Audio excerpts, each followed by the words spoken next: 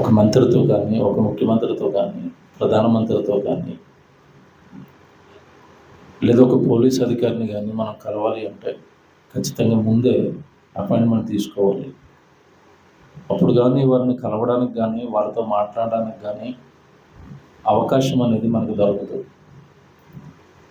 ఒకవేళ ఎంతో కష్టపడి అపాయింట్మెంట్ తీసుకున్నా అక్కడ వాళ్ళు మనతో మాట్లాడేది కొద్దిసేపే, ఎక్కువసేపు మాట్లాడనివ్వరు.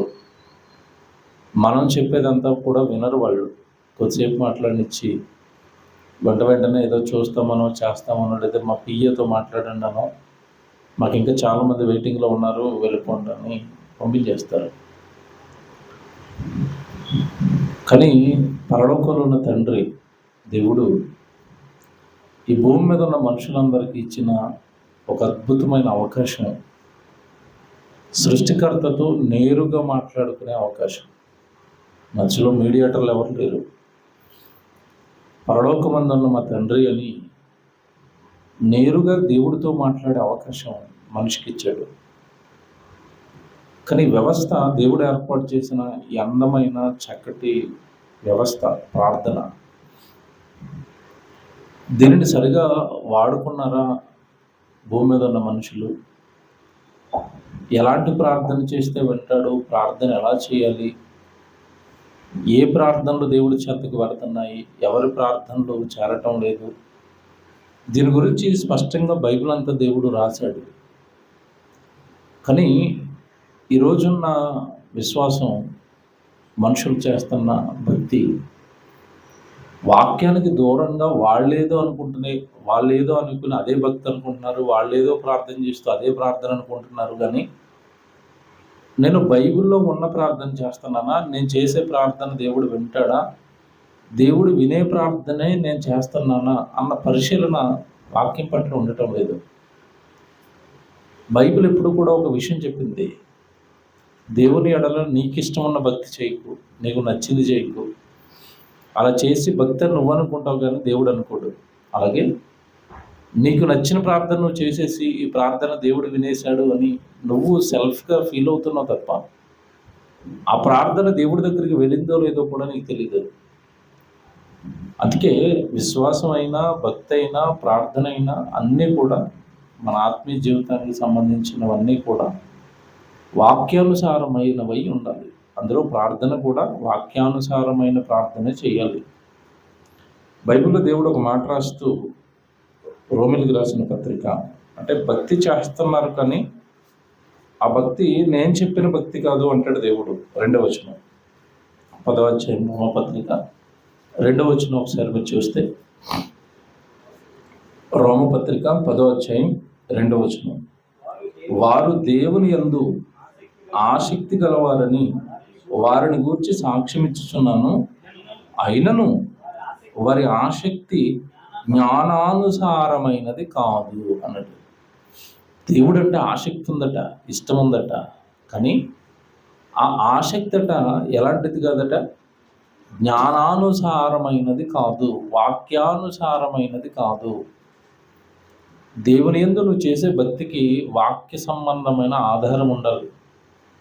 నువ్వు ప్రార్థన చేస్తున్నప్పుడు ప్రార్థన ఎలా చేయాలో, ఏ ప్రార్థన చేయాలో వాక్య సంబంధమైన ఆధారం ఉండాలి.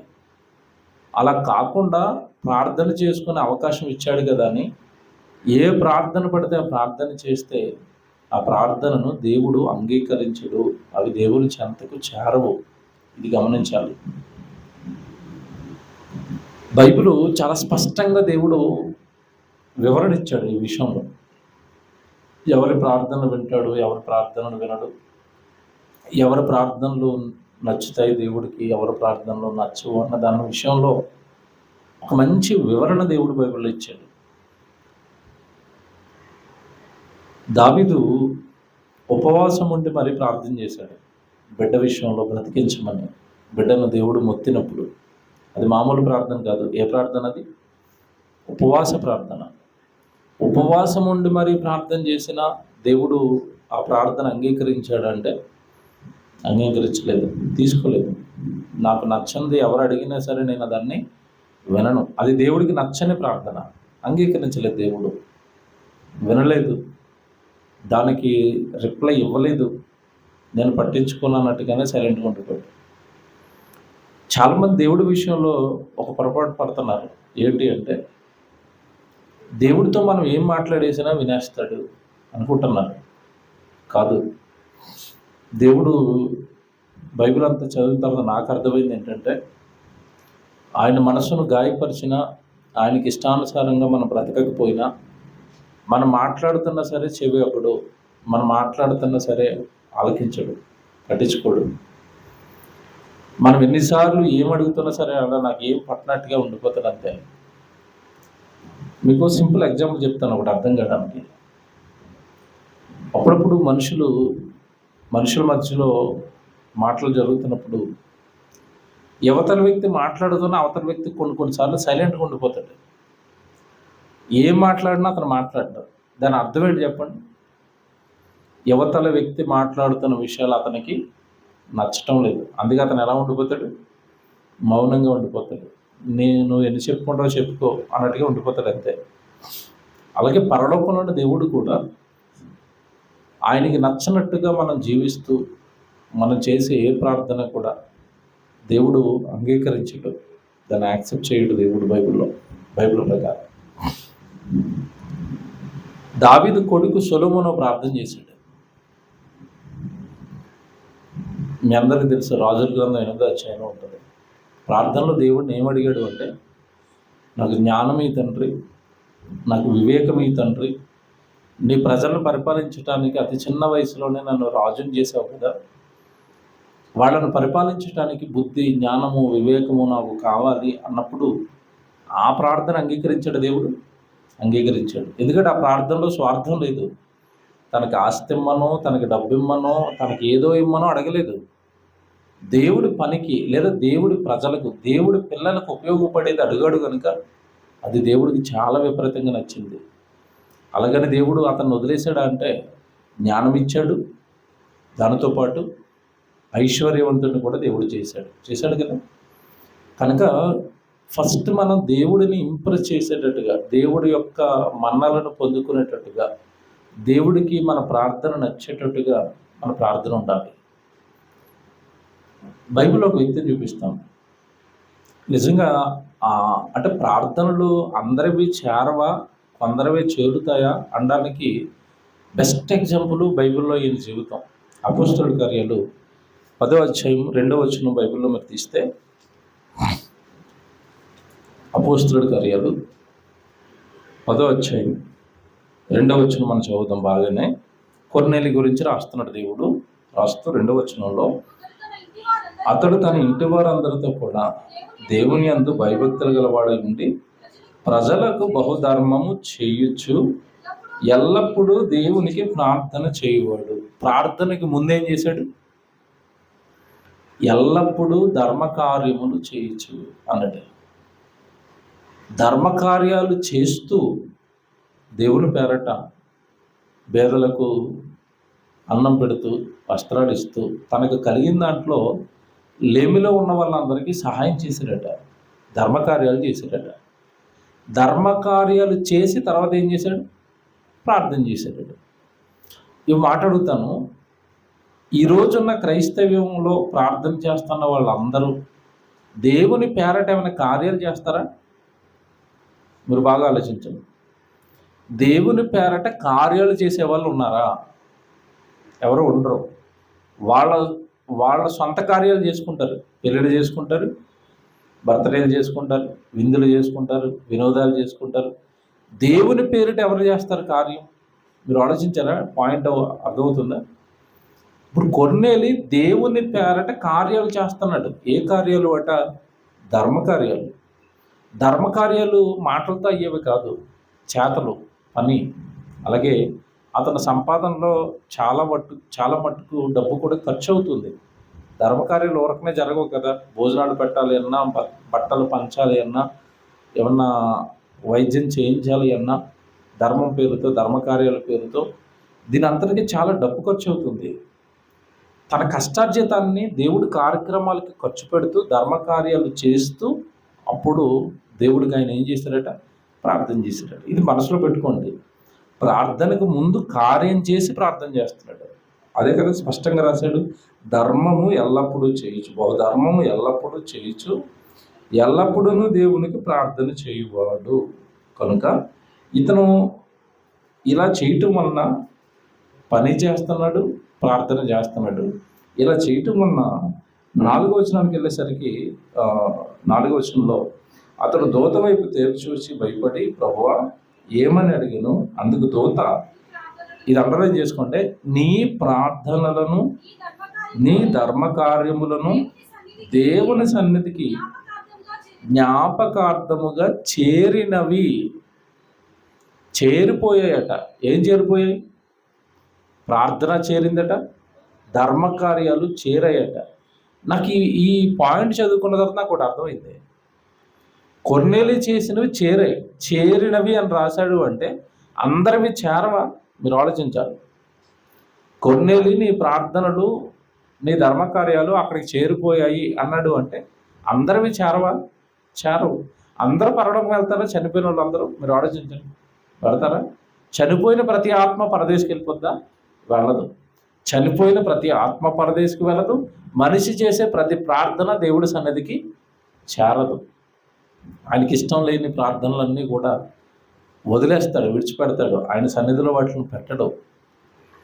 ఇక్కడ మీరు లోతుగా ఆలోచించాల్సిన సంగతి ఏంటంటే, కొర్నేలి చేసిన ధర్మకార్యాలు, కొర్నేలి చేసిన ప్రార్థనలు ఆయన సన్నిధికి చేరిపోయాయి అన్న విషయం ఎవరు చెప్తున్నారు? ఇక్కడ దూత. పట్టుకోవాలి దాన్ని. ఎవరు చెప్తున్నారు? దూత చెబుతుంది. అంటే ఈ ప్రార్థనలు దేవుడు విని ఆ ప్రార్థనల మీద డిస్కషన్ పెట్టాడా? పరలోకంలో పెట్టాడా? దూతల దగ్గర భూమి మీద నా కొడుకున్నాడు కొర్నేలి, నా యందు భయభక్తులు కలిగిన వాడు, నా పేరట ఎన్ని ధర్మకార్యాలు చేస్తున్నాడు చూడండి, అలాగే నా కొరకు ఎన్ని ప్రార్థనలు చేస్తున్నాడు చూడండి అని నిజంగా ఒక మనుషుడు చేసిన ప్రార్థన దేవదూతలతో డిస్కస్ చేసి అక్కడున్న ఒక దేవదూతకి విషయం అంతా చెప్పి కిందకి పంపిస్తూ వచ్చిన దూత అంటుంది, నీ ప్రార్థనలు ఆయన దగ్గరికి వెళ్ళిపోయినాయి బాబు. పరలోకంలో ఉన్న నీ తండ్రి నీ ప్రార్థనల గురించి మాట్లాడుకుంటున్నాడు, నువ్వు చేసిన ధర్మకార్యాల గురించి మాట్లాడుకుంటున్నాడు, ఆయన సన్నిధికి వెళ్ళిపోయాయి, అక్కడ నుంచి నన్ను పంపించాడు ఆయన ఈ విషయాలన్నీ చెప్పి. ఇక్కడ మీరు అర్థం చేసుకోవాల్సింది ఏంటో తెలుసా? భూమి మీద దేవుని కొరకు మనం ఏదైనా కష్టపడి ఒక పని చేస్తే దాని డిస్కషన్ ఎక్కడ జరుగుతుంది చెప్పండి? ఇప్పుడు పరలోకంలో దూతల దగ్గర. ఎందుకంటే మీరు బైబిల్లో మాట చదువుకుంటారు, ఒక పాపి మార్పు విషయమై పరలోకంలో ఏం కలుగుతుంది అన్నాడు? సంతోషం కలుగుతుంది అన్నాడు కదా. అంటే ఇక్కడ భూమి మీద బాప్తీసం తీసుకున్నప్పుడు మాత్రమే కాదు పరలోకంలో డిస్కషన్ దూతలతో. అప్పుడు సంతోషపడతాడు, ఆనందపడతాడు. అలాగే ఆయనకి నచ్చిన కార్యాలు చేస్తున్నా, ఆయనకి నచ్చిన ప్రార్థనలు చేస్తున్నా, వాటి విషయంలో కూడా దేవుడు పరలోకంలో ఉన్న దూతలతో చర్చిస్తున్నాడు. పరలోకం అంతా నీ ప్రార్థన మాట్లాడుకోవాలి. పరలోకం అంతా కూడా నీ ధర్మకార్యాల గురించి, నీ కష్టం గురించి, నీ శ్రమల గురించి దేవుడు వాళ్ళతో మాట్లాడుకునే అంత గొప్పగా మన జీవితం ఉండాలి. నాకు ఇది చదివిన తర్వాత చాలా ఆనందమైపోయింది. దూత వచ్చి అంటుంది నీ ప్రార్థనలను నీ ధర్మకార్యములను ఆయన సన్నిధికి చేరిపోయాయంటే దూతకి విషయం తెలిసిపోయింది. అది దూతలకు ఎలా తెలుస్తుంది? ఏ విషయం అని ఎవరు చెప్పాలి? దేవుడు చెప్పాలి. దేవుడు ఈ దూతలతో చెప్పి మరి పంపించాడు. నా కొడుకు చూడండి ఎంత బాగున్నాడు, ఎలా బతుకుతున్నాడు, ఎంత ధర్మంగా ఉన్నాడు, ఎంత నీతిగా ఉన్నాడు, ఎంత న్యాయంగా ఉన్నాడు, నాకు ఎంత భయపడుతున్నాడు, నా గురించి ఎన్ని కార్యాలు చేస్తున్నాడు. మీకు మాట్లాడుతాను, మనం చాలాసార్లు వినవే, దేవుడు భూమి మీద మనల్ని పుట్టించింది మన కొరకు బ్రతకడానికి కాదు. ఎవరి కొరకు బ్రతకడానికి? దేవుని కొరకు బ్రతకడానికి, దేవుడికి మహిమ తేడానికి, దేవుడి కీర్తి తేడానికి. మనం అప్పుడప్పుడు మీరు చూడండి, లోకంలో వాళ్ళ పిల్లలు ఏదైనా ఒక మంచి ఘనత సాధించారనుకోండి, ఒక ర్యాంక్ వచ్చిందనో లేదంటే మంచి ఉద్యోగం వచ్చిందనో తల్లిదండ్రులకు తెలిసినప్పుడు ఆ సంతోషాన్ని నలుగురితో పంచుకుంటారా? పంచుకోరా? ఎంత సెలబ్రేట్ చేసుకుంటారంటే అది, మా అమ్మకి ర్యాంక్ వచ్చింది తెలుసా, మొత్తం వాళ్ళే అంత చెప్తారు కదండి. ఉద్యోగం వచ్చినా చెప్తారు, ర్యాంక్ వచ్చినా చెబుతారు. అంటే అర్థం ఏంటంటే పిల్లలు ప్రయోజకులు అయినప్పుడు తల్లిదండ్రుల సంతోషాన్ని ఎవరో ఒకరితో ఖచ్చితంగా పంచుకుంటారు. భూమి మీద మనం బాగా కష్టపడి పనిచేస్తున్నా, ధర్మకార్యాలు చేస్తున్నా, దేవుడి కొరకు బ్రతుకుతున్నా, ఆ సంతోషాన్ని దేవుడు ఎవరితో పంచుకుంటున్నాడు అంటే దూతలతో పంచుకుంటున్నాడు. బాధ వాడితోనే పంచుకుంటాడు. మీకు తెలుసు కదా, ఆకాశమా ఆలకించు, భూమి చెవియొగ్గు, నేను పిల్లల్ని పెంచి గొప్పవారిని చేసి తిని వారు నా మీద తిరగబడ్డారు. అంటే బాధ వచ్చినా వాటితోనే చెప్తున్నాడు, సంతోషం వచ్చినా. అంటే పరలోకం అంతా కూడా సంతోషంగా ఉండాలి అన్నా, దూతల ఎదుట దేవుడు మన గురించి ఆనందంగా సంతోషంగా దేవుడు చెప్పాలి అన్నా కొన్నేళ్ళు ఇలా ఉండాలి జీవితం. అతను ఆ కొన్నేళ్ళ జీవితంలో దేవుడికి కనబడింది ఏంటంటే, దేవుడికి భయపడుతున్నాడు, దేవుని అందు భక్తి కలిగి ఉన్నాడు, దేవుడు ధర్మశాస్త్రంలో రాసిన ధర్మకార్యాలు చేస్తున్నాడు, వాటన్నిటితో పాటు ఎల్లప్పుడూ ప్రార్థన కూడా చేస్తున్నాడు. ఇవన్నీ దేవుడి సన్నిధికి చేరాయి. అక్కడ నుండి దూత వచ్చింది, దూత వచ్చి సాక్ష్యం ఇచ్చింది, ఇవన్నీ పరలోకానికి వచ్చేసినాయి బాబు నువ్వు చేసిన ప్రార్థనలన్నీ అన్నాడు. ఇది మీరు చదువుకున్నప్పుడు మామూలుగా ఉండొచ్చు కదండి, లోతుగా ఆలోచిస్తే మాత్రం మనం ఊరకనే ప్రార్థనలు చేస్తే ప్రార్థనలన్నీ దేవుడి సన్నిధికి చేరవు. ఆ ప్రార్థనలకు ముందు ప్రతి వ్యక్తి జీవితంలోనే ఏముండాలి అంటే కార్యం ఉండాలి. నేను ఈ మధ్యకాలంలో ఒక ఊరికి వెళ్ళాను సువార్తకి. ఏలూరు పక్కనే కొవ్వలి ఊరి పేరు. మన వాళ్ళు పెద్ద గ్రౌండ్ తీసుకుని సప్పెట్టారు. దానికి ఆ గ్రౌండ్కి ఆపోజిట్లోనే ఒక చర్చ్ ఉంది. ఆ చర్చిలో మీకు తెలుసు కదా, గ్రామాల్లో మన చర్చిలో ఒక సిస్టమ్ ఉంటుంది, గంటకు ఒకసారి బెల్ల కొడుతుంది టైం అయిపోయినప్పుడు. గంటకు ఒకసారి బెల్ల కొట్టి అక్కడ సిస్టమ్ ఏంటంటే, ఆ బెల్ల కొట్టిన తర్వాత ఒక రెఫరెన్స్ అవుతున్నారు, తర్వాత ఒకరు ప్రార్థన చేయాలి. ప్రార్థన వస్తుంది వెంటనే, గంట ఒక రెఫరెన్సు, తర్వాత వెంటనే ప్రార్థన వస్తుంది. నాకు కరెక్ట్గా మైక్ ఇచ్చే టైంకి గంట కొట్టిందండి. అది 9, 10 ఉంది గంట, మొత్తం మీద గంట కొట్టింది. గంట కొట్టిన తర్వాత రెఫరెన్స్ చదివారు, తర్వాత ప్రార్థన చేస్తున్నారు. అప్పుడు ఏమని ప్రార్థన చేస్తుంటారో తెలుసు అంటే, రాత్రి 10 గంటలకి, నాకు తెలిసి 10 రాత్రి 10 గంటలకి ప్రార్థన ఏంటంటే, మందిరం పైన విశ్వాసం మరి అయ్యారు తెలియదు, ప్రార్థనలు ఏమంటున్నారంటే, పరలోకమందున్న మా తండ్రి, మేము నిద్రలోనికి వెళుతున్నాం తండ్రి, మా మంచం చుట్టూ మీరు కాపుదలగా ఉండాలి అన్నారు.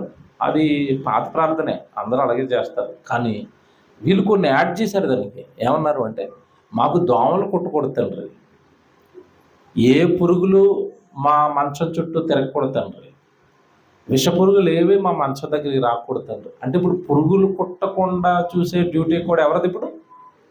జరా ఇప్పుడు ఈ ప్రార్థనలో పరలోకం వెళ్ళిపోయి దేవుడు దూతలతో పొంగిపోతాడా? నా గొడుగు చూసావా, పురుగులు కొట్టమని నాకు డ్యూటీ వేసాడా అంటాడు దేవుడు? మీరు ఆలోచిస్తున్నాను నేను చెప్పేది. ఎవరి ప్రార్థనలు పడితే వారి ప్రార్థన వినడు, ఎవరి ప్రార్థనలు పడితే వాళ్ళ ప్రార్థనలు దేవుడి సన్నిధికి వెళ్ళవు అనడానికి ఇవే రుజువులు అనమాట. ఇప్పుడు అంటే మనిషి స్వతహాగా తాను చేసుకునే పనులు కూడా ప్రార్థనలో ఎవరికి చెప్తున్నాడు? దేవుడికి చెప్తున్నాడు. దోమలు కుట్టకూడదంటే దోమతర వేసుకోవచ్చు, ఆల్అవుట్ పెట్టుకోవచ్చు, కాయిల్ వెలిగించుకోవచ్చు, అంతేనండి. పురుగులు దోమలు వస్తాయా ఇవి చేస్తే? ఇప్పుడు ఈ డ్యూటీ కూడా ఎవరు చేయాలి? ఈ ప్రార్థనలో మీరు చెప్పండి, ఈ ప్రార్థనలో పిల్లలు పరీక్షలకు వెళ్ళడానికి ముందు ప్రార్థన చేయిస్తారు అమ్మ నాన్నలు, సేవకుడి దగ్గర తీసుకెళ్ళి. ఏమని చేయిస్తారు అంటే, మావాడు పాస్ అయిపోవాలి, మావాడు పాస్ అయిపోవాలి. ఏమంటే పాస్ అయిపోవడానికి ప్రార్థన చేయించుకోవడంలో ఏదో పరీక్షకి వెళ్తున్నారు కనుక తప్పులేదు. కానీ అసలు నా నా ఆలోచన ప్రకారం అంటే, వాళ్ళు కరెక్ట్గా సంవత్సరం అంతా బాగా చదువుకున్నారు అనుకుంటే ఈజీగా వెళ్ళి పరీక్ష రాసి వచ్చేస్తారు కదండి. ఇప్పుడు ప్రార్థన ప్రార్థన అంటున్నారంటే వీళ్ళిద్దరికీ డౌటే. ఎవరిద్దరికి? అమ్మ నాన్నలకి డౌటే ఉంది, ఈ పరీక్ష వెళుతున్న స్టూడెంట్కి కూడా ఏముంది? డౌటే ఉంది. కారణం ఏంటంటే, సంవత్సరం అంతా గాలి తిరిగారు చదువుకోకుండా. ఇప్పుడు పరీక్ష దగ్గరికి వచ్చేసరికి దేవుడు ఏం చేసేలా? సహాయం చేసేలా, పాస్ చేసేలా. చూసారా, అన్ని దేవుడు ప్రార్థన చేయడానికి ఒక అవకాశం ఇచ్చాడు కదా అని విపరీతంగా వాడుతున్నారు. మా మియాపూర్లో ఒక అయ్యగారు ఉంటారు, ఆయనకి పెద్ద బిజినెస్ పరీక్షల కాలం టైంలో పెన్నలకి ప్రార్థన చేసి అమ్మేస్తాడు. రైనల్స్ పెన్ ఎంత ఉంటుందో చెప్పండి కాస్ట్? 10 రూపాయల రైనల్స్ పెన్ ఉంటుంది కదా, 10 రూపాయలు అనుకుంటాను, 5 రూపాయలు 10 రూపాయలు అనుకుంటాను. ఇప్పుడు అది మామూలుగా నువ్వు షాపులో కొనుక్కుంటే 10 రూపాయలు, అయ్యగారు ప్రార్థన చేయగానే అది 100 రూపాయలు అవుతుంది. ప్రార్థన పెన్ను అది పట్టుకెళ్ళి పరీక్షలు రాస్తే పిల్లడు ఏమైపోతాడు? పాస్ అయిపోతాడు. ఇలాగా దేవుడిని ప్రార్థన చేయడానికి దేవుడు అవకాశం ఇచ్చాడు కనుక ప్రతి ఒక్కళ్ళు వీళ్ళ ఇష్టానుసారంగా వీళ్ళ సుప్రయోజనాలు లేదంటే వీళ్ళ బద్ధకాలు ఇవన్నీ దేవుడికి ప్రార్థన రూపంలో దేవుడి మీద వేసిస్తూ ఉంటే ఈ ప్రార్థనలన్నీ దేవుడు వింటాడా? మీరు ఆలోచించండి, వింటాడా? అందుకే ఇక్కడ స్పష్టంగా మీరు చదువుకున్న కొర్నేలి భాగానికి ఎందుకు తీసుకొచ్చానంటే, ఆయన ధర్మకార్యాలు చేస్తూ దేవుని యందు భయభక్తులు కలిగి ఉండి ప్రార్థన చేశాడు. తండ్రి, నన్ను నా కుటుంబాన్ని జ్ఞాపకం చేసుకోండి, మీ వాక్యానుసారంగా బ్రతుకుతున్నాను తండ్రి, ఏ పాపము చేయటం లేదు తండ్రి, నీ పేరిట నేను కాస్త కోస్తో ధర్మకార్యాలు చేస్తున్నాను, నన్ను జ్ఞాపకం చేసుకోండి అన్నాడు. ఈ ప్రార్థన నచ్చింది దేవుడికి. విన్నాడు అని సాక్ష్యం ఎవరిచ్చారు? వచ్చి దూత. ఇప్పుడు ఈ భూమి మీద సోకాళ్ళు ప్రార్థన చేస్తున్నారు కదా, అసలు వీళ్ళు ప్రార్థన దేవుడి దగ్గరికి వెళ్ళిందో లేదో ఏమైనా కన్ఫర్మేషన్ ఉందా? కొన్నేళ్ళు ప్రార్థనకి కన్ఫర్మేషన్ వచ్చింది అక్కడ, వచ్చిందా లేదా? నీ ప్రార్థనలు దేవుడి దగ్గరికి వెళ్ళిపోయాయని దేవుడి దగ్గర ఉన్న దూత వార్త పట్టుకుని వచ్చింది. ఇప్పుడు మరి మన ప్రార్థనకి ఎలాగా కన్ఫర్మేషన్? మీరు ఎప్పుడైతే ఇది ఆలోచిస్తారు లేదు బైబిల్లో? ఎప్పుడు కన్ఫర్మేషన్ చెప్పండి? మీ ప్రార్థన దేవుడు విన్నాడా లేదా మనకి ఎప్పుడు తెలుస్తుంది? మీరు ప్రార్థనలో ఏదైతే అడిగారో అది జరిగిందనుకోండి, అది దేవుడు విన్నట్టు. మీరు ఎంతకాలం ప్రార్థన చేసినా అది పెండింగ్లో ఉంటుందనుకోండి, అది దేవుడికి ఇష్టం లేనట్టు. కన్ఫర్మ్ అయిపోవాలా? ఒకసారి అడగాలి, 2 సార్లు అడగాలి, 3 సార్లు అడగాలి, 4 సార్లు అడగాలి. ఎప్పుడు అడిగినా సరే ఆయన చేయట్లేదు అనుకోండి, ఇంకా ఆయనకి ఇష్టం లేదేమో, వదిలేయటమే. అంతే తప్ప దేవుడికి ఇష్టం లేనివి, మనకిష్టమైనవి దేవుడిని అడిగి అడిగి అడిగి దేవుడిని విసిగించకూడదు. చాలామందికి తెలియదు. ఇకపోతే దేవుడు ఈ అవకాశం, ఆయనతో సాక్షాత్తు దేవుడితో డైరెక్ట్గా మాట్లాడుకునే అవకాశం ఇవ్వడానికి ఒక బలమైన కారణం ఉంది. ఆ కారణాన్ని పక్కకు పెట్టారు. అడగకూడనివన్నీ, చిన్న చిన్నవన్నీ, ఆయన స్థాయికి తగినవి కాకుండా ఆయన స్థాయికి తగనివి ప్రార్థన పేరుతో దేవుడిని అడుగుతున్నారు. ఫిలిప్పీయులకు రాసిన పత్రిక రండి, ఈ భాగం చాలా జాగ్రత్త చదవాలి. 4వ అధ్యాయానికి రండి. ఫిలిప్పీయులకు రాసిన పత్రిక 4వ అధ్యాయం 4 నుంచి 7 వరకు చదువుదాం. ఫిలిప్పీయులకు రాసిన పత్రిక 4వ అధ్యాయము 4 నుంచి 7 వరకు చదువుదాం. ఎల్లప్పుడూ ప్రభువునందు ఆనందించుడి. మరలా నేను మీతో చెప్తున్నాను, మీరు ఆనందించండి అన్నాడు. మీ సహనమును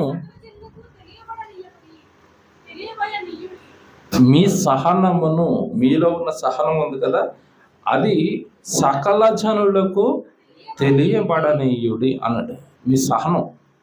ఇప్పుడు ఇది మనం బాగా ఆలోచిస్తానండి, అసలు దేవుడు సహనం గురించి ఎందుకు ఎత్తుతున్నాడు అంటే ఇక్కడ ఒక విషయం ఉంది.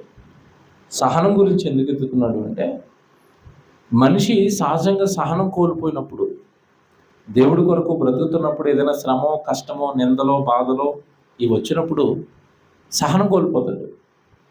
సహనం కోల్పోయిన వాడు వాక్య వ్యతిరేకంగా ప్రవర్తిస్తాడు. అవునా? అదవుతుందా?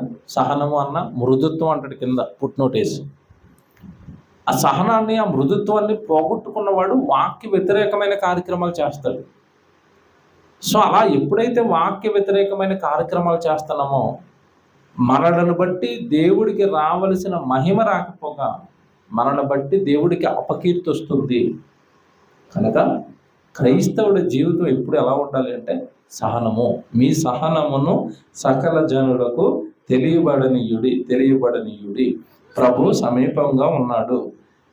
దేనిని గూర్చి చింతింపకుడు కానీ, ఏమిటి ఇది చూడండి, ప్రతి విషయంలోనూ ప్రార్థన విజ్ఞాపముల చేత కృతజ్ఞతాపూర్వకంగా మీ విన్నపములు దేవునికి తెలియచేయండి.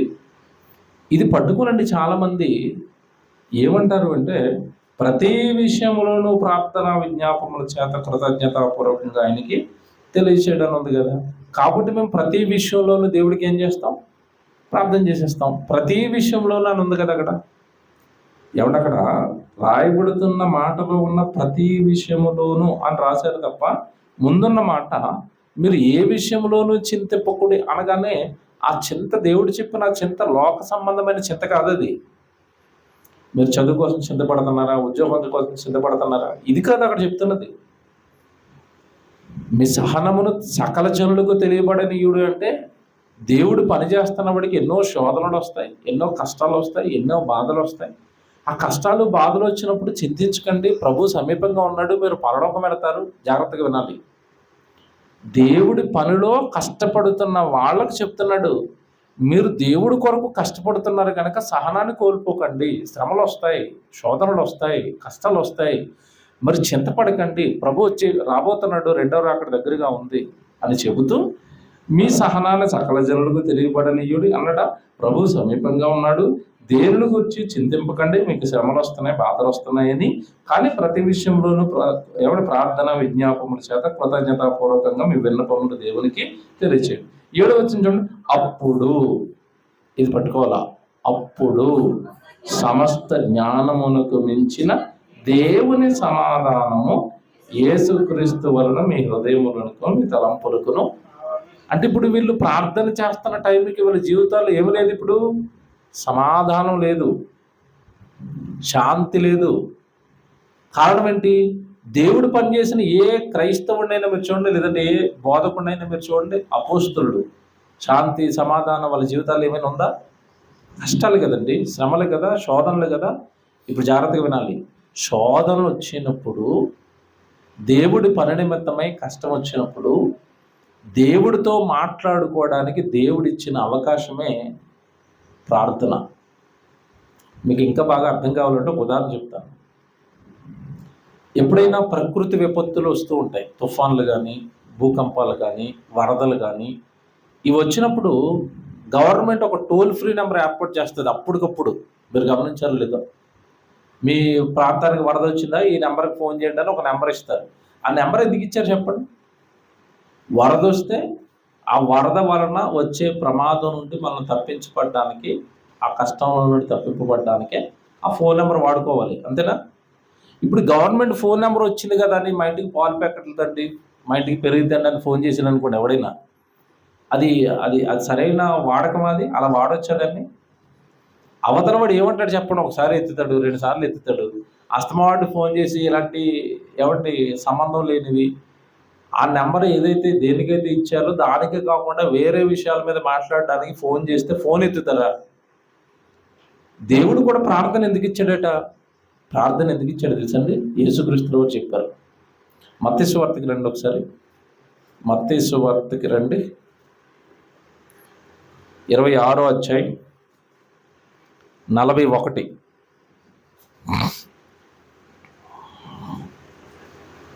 మత్తయి సువార్త 26వ అధ్యాయం. శిష్యులతో చెప్తున్నాడు ఇది, గెత్సెమనే తోటలో. ఏమంటే శిష్యులతో చెప్తున్న మాట ఇది. మీరు శోధనలో ప్రవేశించకుండానట్లు మెలకుగా ఉండి ప్రార్థన చేయండి అన్నాడు. చూడండి, శిష్యులతో చెప్తా అంటున్నాడు, మీరు శోధనలో ప్రవేశింపకుండానట్లు మెలకుగా ఉండి మీరు ప్రార్థన చేయండి. అపవాది నన్ను శోధిస్తున్నాడు, నన్ను అప్పగించిపోతున్నాడు, తర్వాత టార్గెట్ ఎవరు? మీరే. కనుక మీరు మెలకుగా ఉండి మీరు దేవుడికి ఏం చేయాలి? ప్రార్థన చేయండి. ఆ శోధనలో నుండి తప్పించమని ప్రార్థన చేయండి. ఇప్పుడు మీకు అర్థమవుతుందా ప్రార్థన దేవుడు ఎందుకు ఇచ్చాడు? అపవాది నిన్ను శోధించే అంత బలమైన శోధనని మీదకి తెస్తున్నప్పుడు, నేను చాలాసార్లు చెప్పాను, మళ్ళీ చెప్తున్నాను, అపవాది ఎవరిని పడితే వాళ్ళని ఊరకనే శోధించదు. అపవాది శోధించాలంటే కూడా వాడికి మినిమమ్ క్వాలిటీ ఉండాలి. ఏంటి క్వాలిటీ అంటే, దేవుడి కొరకు ఘనంగా బ్రతుకుతున్నవాడు, పాపాన్ని విసర్జించినవాడు, లోకాన్ని విడిచిపెట్టినవాడు, దేవుడి కొరకు బాగా బ్రతుకుతున్నవాడు అపవాది కూడా చూసుకునే క్వాలిటీ. ఆ క్వాలిటీ ఎవరిలో అయితే ఉందో వాళ్ళనే వాడు ఏం చేస్తాడు? శోధిస్తాడు. అలా శోధిస్తున్నప్పుడు అపవాది దాని నుండి తప్పించుకోవడానికి, ఆ శోధన మీరు సహించుకోవడానికి దేవుడికి మీరు ఏం చేయాలట? ప్రార్థన చేయండి. అసలు ప్రార్థన మనుషులకి ఇచ్చిన దేవుడి ఉద్దేశం వేరు. ఈరోజు ఆ ప్రార్థనని మనుషులు వాడుకుంటున్న ఉద్దేశము వేరు. ఫోన్ నెంబర్ ఇచ్చారు కదా, ఫ్రీగా ఉంది కదా అని ఎలాగైతే కొట్టేస్తారో, ఈ గవర్నమెంట్ ఇచ్చిన టోల్ ఫ్రీ నెంబర్లు ఏవైతే ఉంటాయంటే వాటికి బిల్లు పడదు, ఫ్రీ. అది ఫ్రీ అన్నప్పుడు ఊరుకుంటారా ప్రజలు? కొడతనే ఉంటారు ఫోన్. అలాగే దేవుడు ప్రార్థన చేయమన్నాడు కనుక, ఊరకనే ఖర్చు లేని పని కనుక దేవుడు వినేస్తాడు కనుక, ఇంకా దేనికి పడితే దానికి ప్రార్థన ప్రార్థన ప్రార్థన ప్రార్థన. దీన్ని బట్టే ప్రార్థన వీరులు పుట్టుకొచ్చారు, దీనిని బట్టే ప్రార్థన గోపురాలు కట్టలేదా?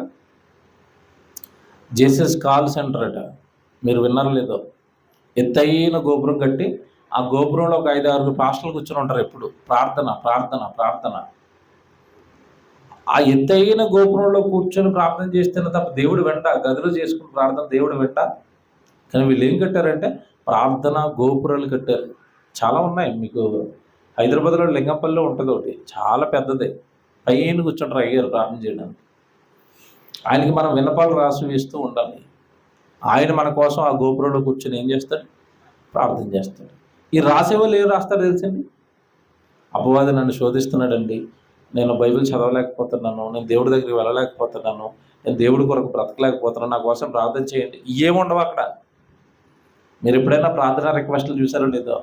మా వాడికి ఉద్యోగం రావట్లేదు, మా అమ్మాయికి పెళ్ళి అవ్వట్లేదు, కోర్టులో తీర్పు రావట్లేదు, ఏమన్నా మా అమ్మాయికి పిల్లలు పుట్టడం లేదు, మా ఆస్తి మా తమ్ముడు మాకు పంచడం లేదు, నాకు కాళ్ళు లాగుతుంది, నాకు వేళ్ళు లాగుతున్నాయి, ఇంకా మరి కొంతమంది ప్రబుద్ధులు మాకు జుట్టు ఊడిపోతుంది. ఈ ప్రార్థన రిక్వెస్ట్లు. యేసుప్రభు ప్రార్థన ఎందుకు చేయమంటున్నాడు శిష్యుల్ని? మీరు శోధనలో పడకుండానట్లు మెలకువగా ఉండి మీరు ఏం చేయాలి?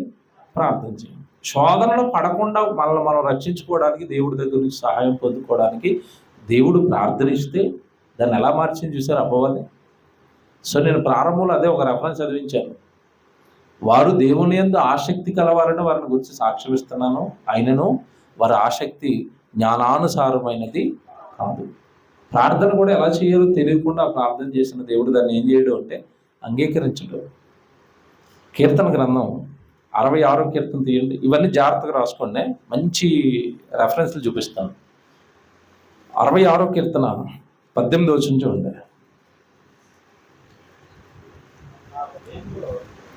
66వ కీర్తన 18వ వచనం. నా హృదయములో నేను పాపమును లక్ష్యము చేసిన ఎడల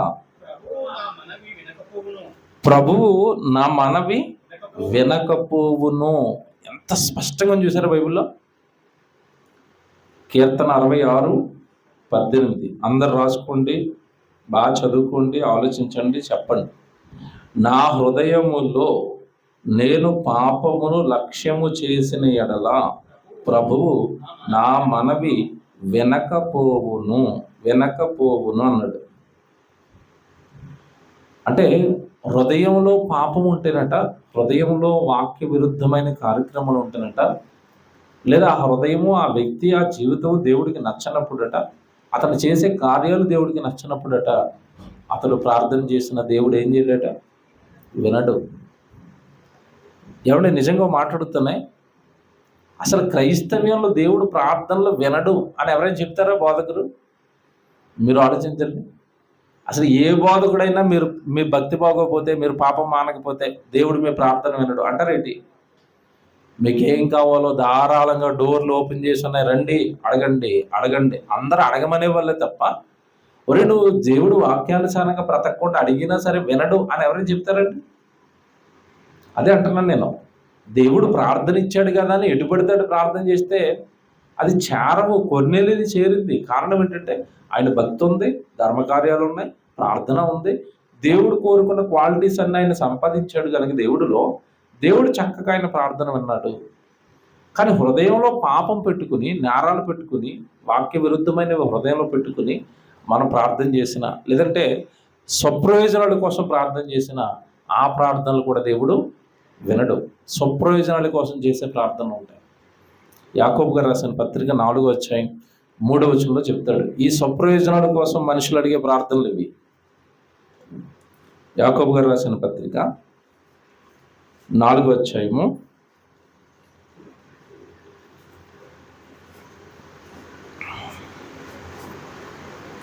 3వ వచనం. మీరు అడిగినను, యాకోబు గారు రాసిన పత్రిక 4వ అధ్యాయం 3వ వచనం. ఒకవేళ అడిగినా దేవుడిని ఎందుకు అడుగుతున్నారట? మీరు అడిగినను మీ భోగముల నిమిత్తము వినియోగించుటకై దురుద్దేశముతో అడుగుదురు కనుక మీకేమీ దొరుకుటలేదు. ఎంత బాగా రాశాడు చూసారా? ఒకవేళ ప్రార్థనలో వీళ్ళు అడిగినా దేని నిమిత్తమే అడుగుతున్నారట, దేని కోసం అడుగుతున్నారట దేవుడిని? ఏవి ఇమ్మని అడుగుతున్నారట. ఎంత రాశాడు చూసారా? మీ భోగముల నిమిత్తము వినియోగించుటకై, భోగములు సుఖభోగములు ఈ లోకంలో ఏవో అనుభవించాలని అవి అడుగుతున్నారట. దేవుడికి పనికొచ్చేవి, ఆత్మీయ జీవితానికి పనికొచ్చేవి అడగటం లేదట. ఈ లోక సంబంధమైన సుఖభోగాలు మాకు కావాలని అడుగుతున్నారట.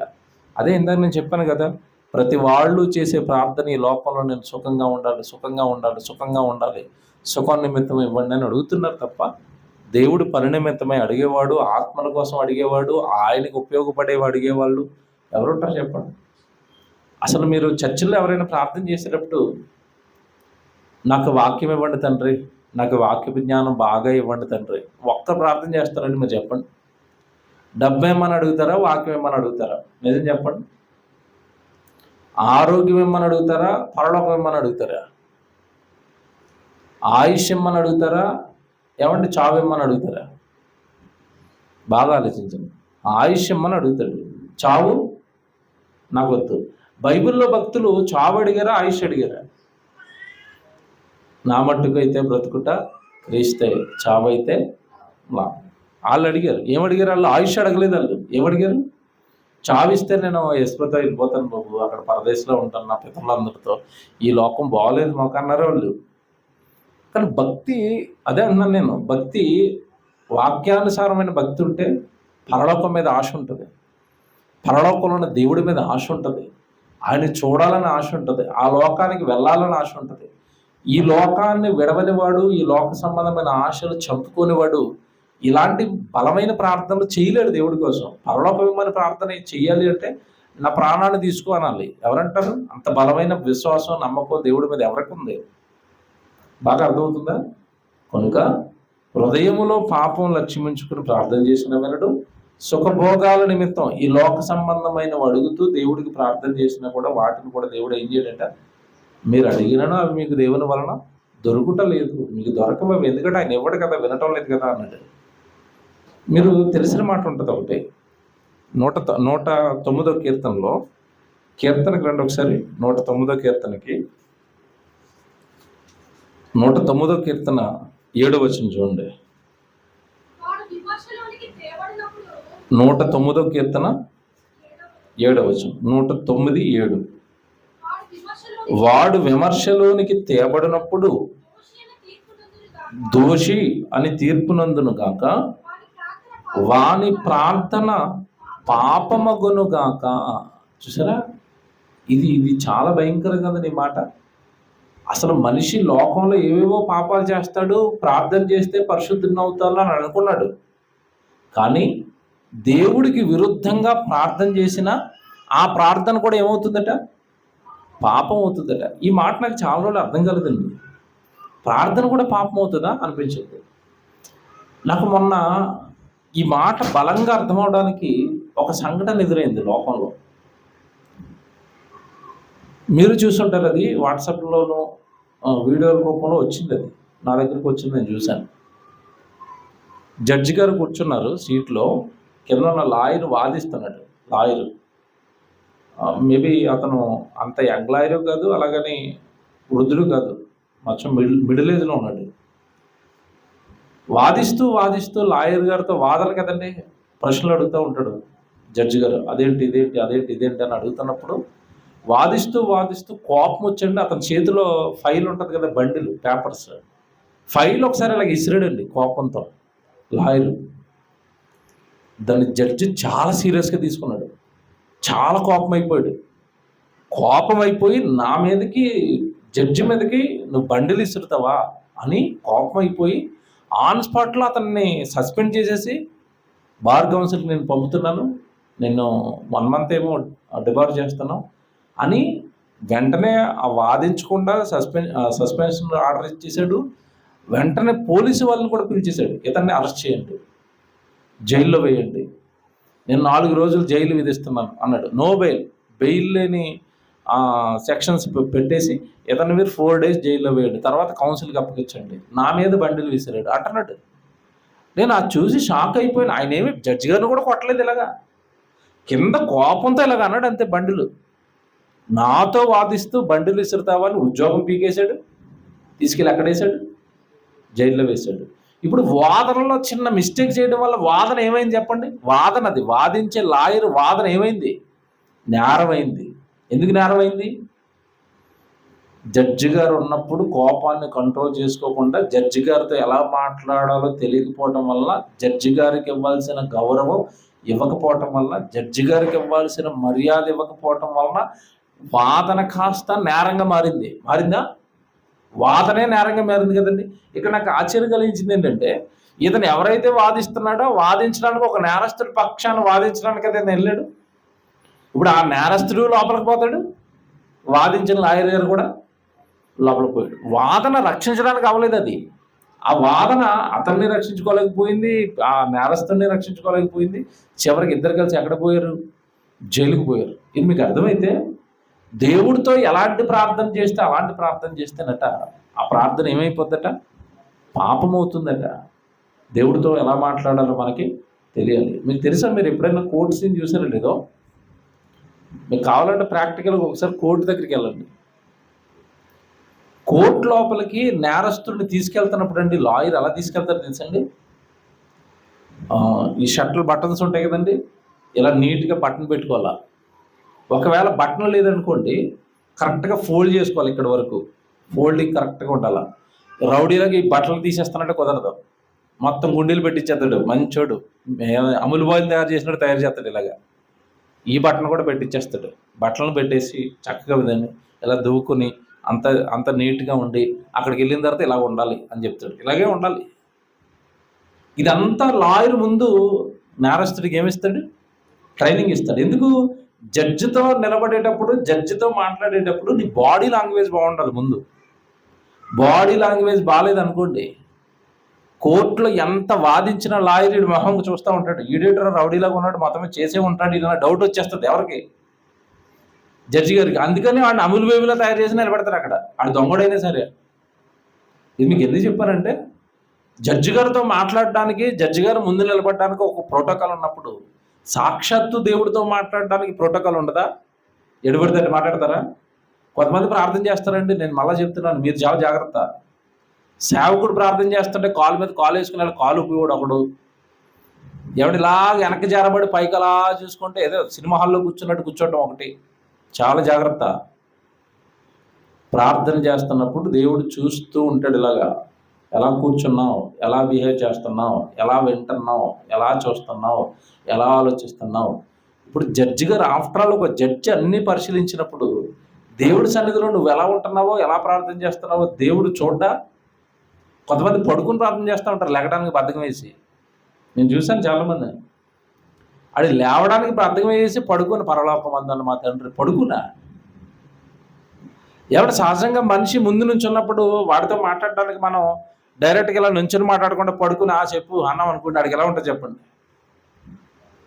మీరు ఆలోచించండి. ఒక వ్యక్తితో మాట్లాడేటప్పుడు సరిగా కూర్చోకుండా, సరిగా ప్రాపర్గా అతనికి గౌరవం ఇవ్వకుండా మాట్లాడేమనుకోండి, అతను వింటాడా? మన మాటలు వింటాడా? మనిషి విన్నప్పుడు అండి దేవుడు అండి నాకు చాలా కోపం.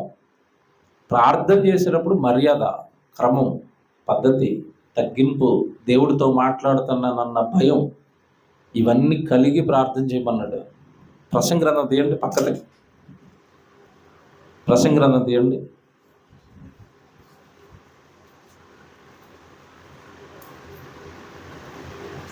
5వ అధ్యాయానికి రండి. మొదటి వచనం.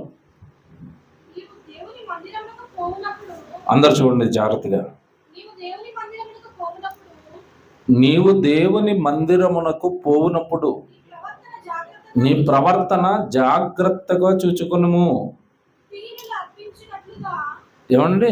నీవు మందిరమునకు పోయినప్పుడు ఏది చూసుకోవాలట? నీ ప్రవర్తన.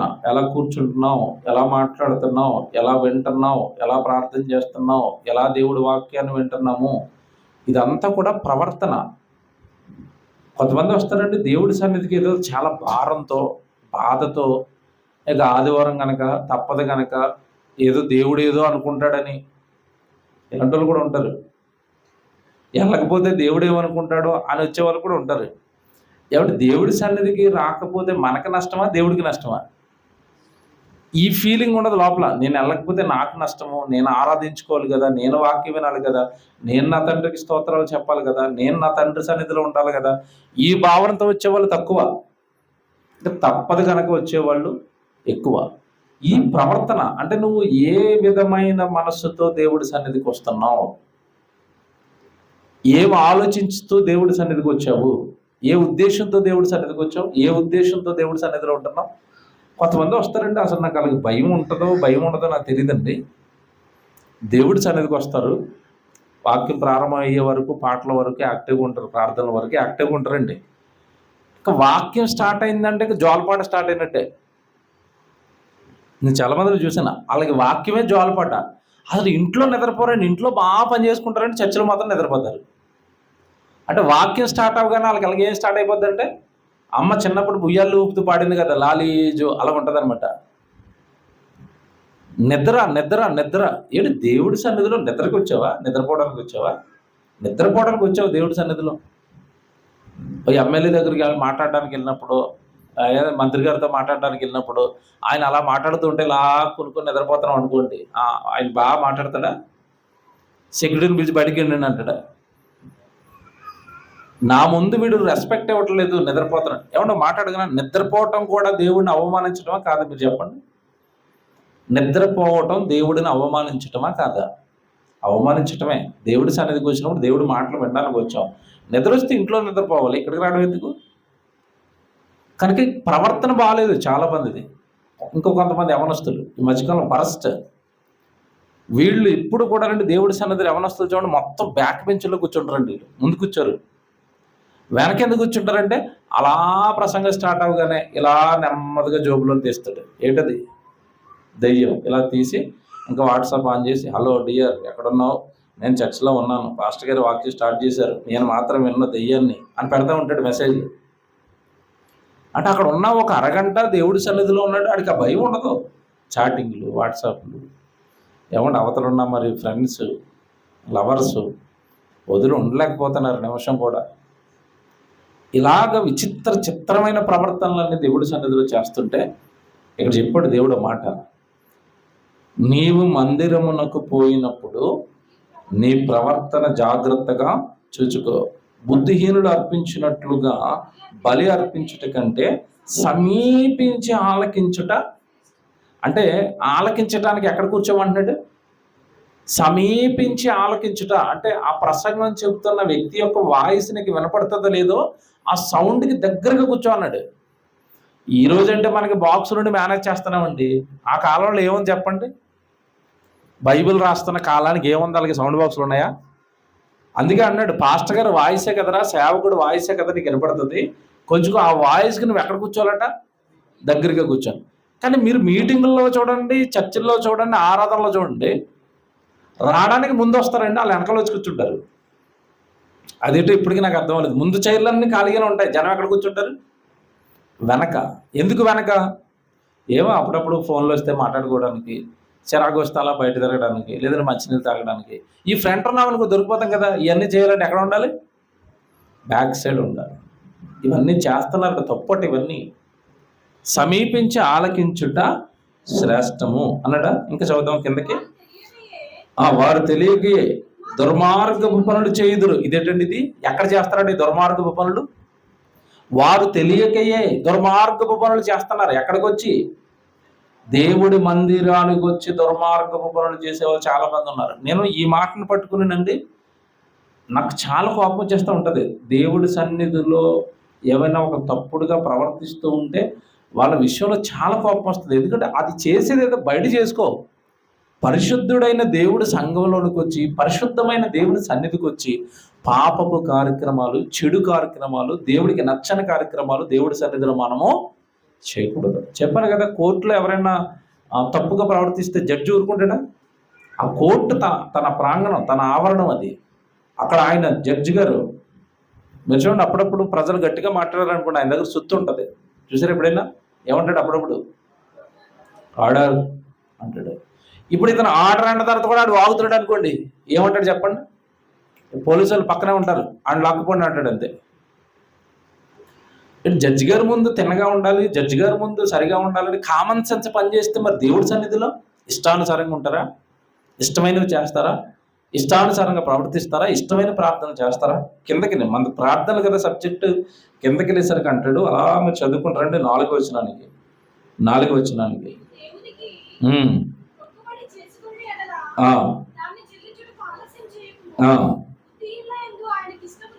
అంటే ఏదైతే దేవుడికి మాట ఇచ్చారో అది చేయని వాడిని ఏమన్నాడు ఇప్పుడు?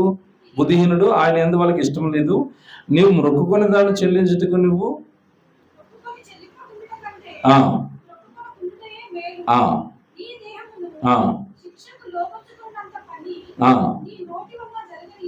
క్షమించండి, 2వ వచనం చూద్దాం. 2వ వచనం నీవు దేవుని సన్నిధిని అనాలోచనగా పలుకుటకు నీ హృదయమును త్వరపడనియ్యక నీ నోటిని కాచుకొమ్ము. దేవుడి సన్నిధిలో నోటిని ఏం చేయాలట? కాచుకో.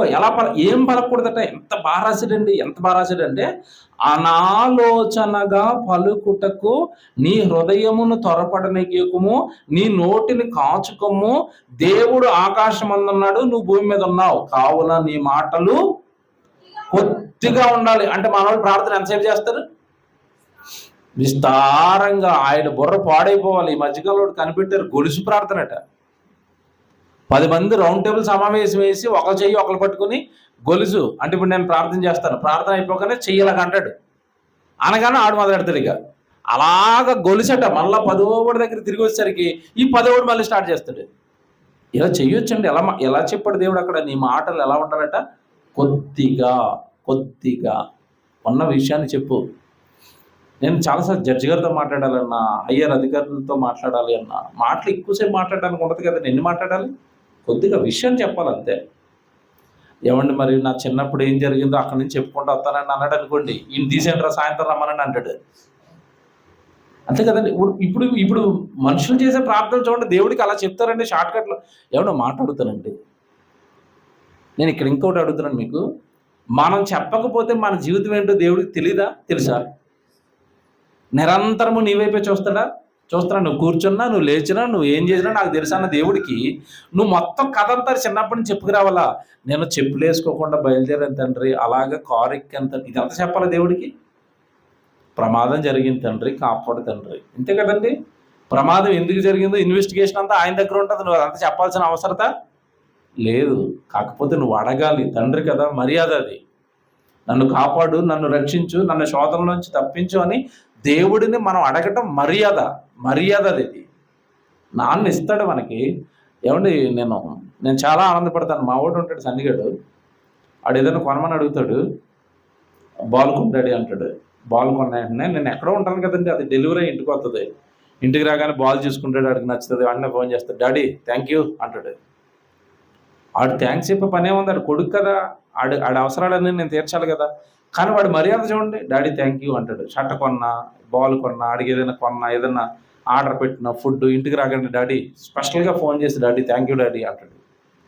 మర్యాద అంటే మా నాన్న కదా, కొన్నాడు కదా, థ్యాంక్స్ చెప్పాలి కదా. సరే, ఈ లోకంలో మనుషులకి గుణాలు ఉన్నప్పుడు దేవుడి వల్ల మనం ఏదైనా పొందుకున్నప్పుడు దేవుడికి కూడా మనం ఏం చెప్పాలి? తిరిగి థ్యాంక్స్ చెప్పాలి. అది కనీస మర్యాద, మినిమం వాల్యూస్ అంటారు అన్నమాట. అలాగే మనకి ఏదైనా అవసరం వచ్చినప్పుడు కూడా అడగాలి. అమ్మ నాన్న పిల్లలు ఎలాగైతే అడుగుతారో తండ్రిని కూడా మనము అడగాలి. నువ్వు అడగాలి అని ఆయన ఎదురు చూస్తాడు. నువ్వు అడగకపోయినా కొన్నికి ఆయన ఇచ్చేశాడు. అడగక మునిపే ఇచ్చాడు. కొన్ని ఇచ్చాడా లేదా? సూర్యుడు మనం అడిగామండి? గాలి మనం అడిగామా? ఈ దేహం మనం అడిగామా? ఈ జీవితం మనం అడిగామా? ఇవన్నీ అడగక మునిపిచ్చాడు కదండి. అడగక మునిపై ఇన్నిచ్చిన దేవుడు నువ్వు అడిగితే ఇస్తాడు. కానీ అడిగేవి ఏవి అడగాలో, ఎలా అడగాలో ప్రాపర్గా ప్రార్థన గురించి ఒక అవగాహన ఉండాలి. అర్థమైంది కదా? ప్రాపర్ అవగాహన ప్రార్థన గురించి ఎలా చేస్తే దేవుడు వింటాడు, ఈ ప్రాపర్ అవగాహన బైబిల్ పైన మనకు రావాలి. మీకు చాలా విషయాలు చెప్పాను. హృదయంలో పాపం ఉంచుకొని ప్రార్థన చేస్తే ఆ ప్రార్థన వినడు. ఆ ప్రార్థన ఏమవుతుంది? పాపం అవుతుంది. అలాగే ఎక్కువగా మాట్లాడకండి, కొద్దిగా మాట్లాడండి. అలాగే అడిగేవి మన సుఖభోగాల నిమిత్తము మనము అడగకూడదు. ఈ ఈ ఈ ఎథిక్స్ అన్ని ప్రార్థన విషయంలో నువ్వు అప్లై చేసి ప్రార్థన చేసావు అనుకోండి, అప్పుడు ఆ ప్రార్థన ఖచ్చితంగా దేవుడు ఏం చేస్తాడు? వింటాడు. అర్థమవుతుంది కదా? దేవుడు ప్రార్థన వినాలి అన్నా కూడా ఇన్ని మనకి తెలుసుకుంటారు. చివరికి ఒక మాట చెప్పేసి ముగించేస్తాను. యోహాన్ గారు రాసిన సువార్త తీయండి. యోహాన్ సువార్త తీయండి. యోహాన్ సువార్త 9వ అధ్యాయం 31, 32 చదువుదాం.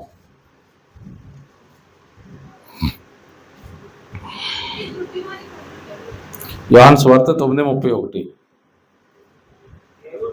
దేవుడు పాపుల మనవి ఆలకింపడని ఎంత బాగా రాశాడు. దేవుడు పాపుల మనవి ఆలకింపడని ఎరుగుదుము. ఎవడైనను దేవభక్తుడై ఉండి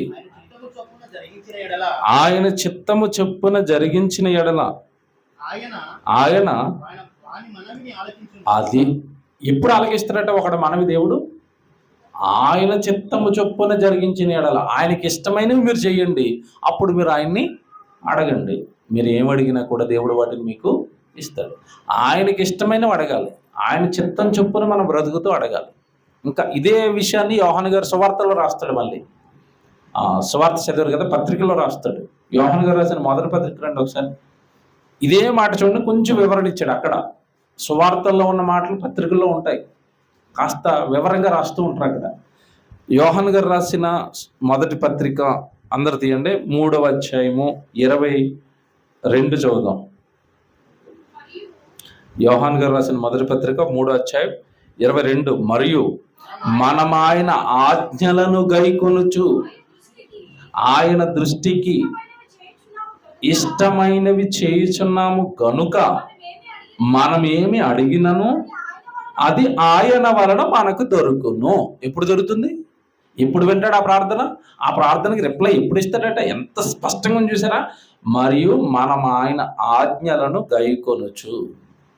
ఇక్కడ మాట్లాడగనా, ఇది విషయం చిన్నదే కానీ నాకు అరగంట పడుతుంది, టైం అయిపోయింది కాబట్టి షార్ట్ కట్లో చెప్తాను.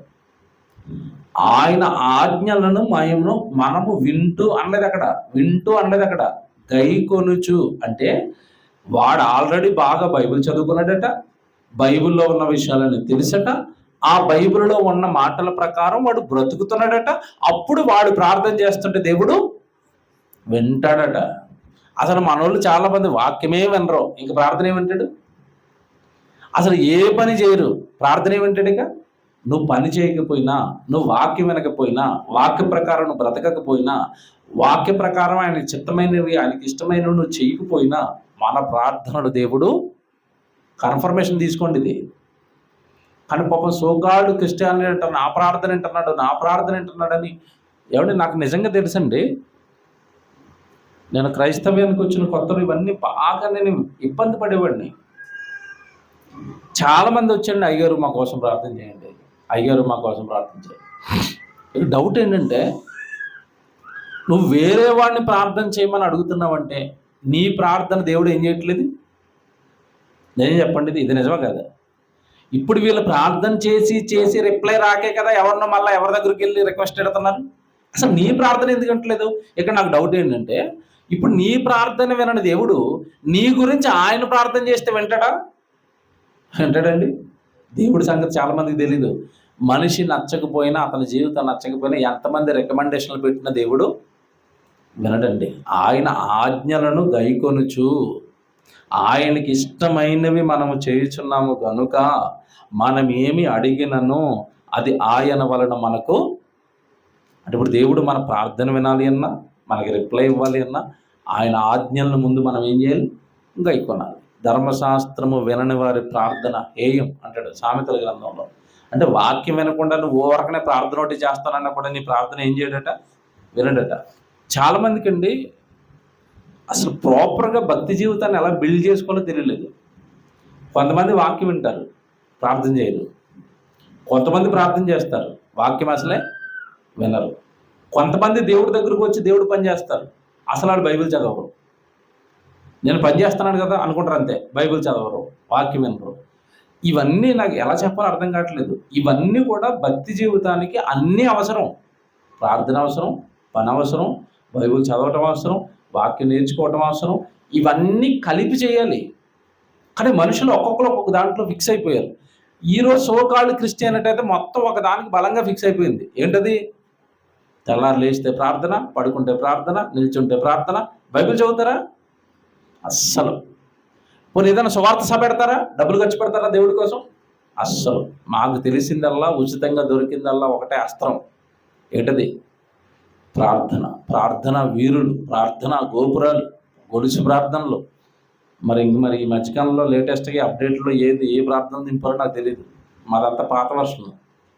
ఇప్పుడు అప్డేట్ వర్షంలో ఏ ప్రార్థన దింపారో తెలియదు. మొత్తం మీద క్రైస్తవ్యానికి అస్త్రంగా దొరికిపోయింది ప్రార్థన. కానీ ఆ ప్రార్థన నేను వినను, నువ్వు ఇది చేస్తే విననని బైబిల్లో ఇన్ని మాటలు రాయించాడన్న జ్ఞానం కూడా వాళ్ళకి తెలియదు పాపం. కనుక ఆలోచించండి, సత్యానికి వారసులం అయ్యాం. మనం చేసే ప్రార్థనలు వాక్య సంబంధమైన ప్రార్థనలై ఉండాలి. ఓకే, ప్రార్థన చేసుకోండి. ప్రేమ కలిగిన పరలోకపు తండ్రి,